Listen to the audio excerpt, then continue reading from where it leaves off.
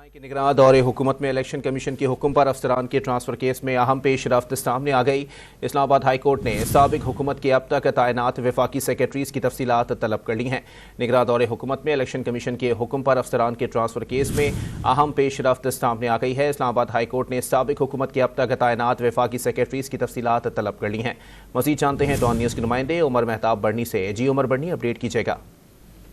जी बिल्कुल, Islamabad high court के justice मियां गुल हसन औरंगजेब ने निगरान दौरे हुकूमत में इलेक्शन कमीशन के हुक्म पर अफसरान के ट्रांसफर केस की समाअत की। दौरान समाअत अदालत की जानिब से कितने वफाकी सेक्रेटरी साहब हुकूमत में लगाए गए काम कर रहे हैं, इससे मुतल्लिक तफसीलात जो हैं वो तलब कर ली। दौरान समाअत अदालत की जानिब से रिमार्क्स दिए गए कि चेयरमैन सीडीए और चीफ कमिश्नर आपके कहने पर ट्रांसफर हुए थे, हमारे कहने पर दोनों अफसरान ट्रांसफर हुए थे। डीजी लॉ इलेक्शन कमीशन की जानिब से मौकफ अपनाया गया।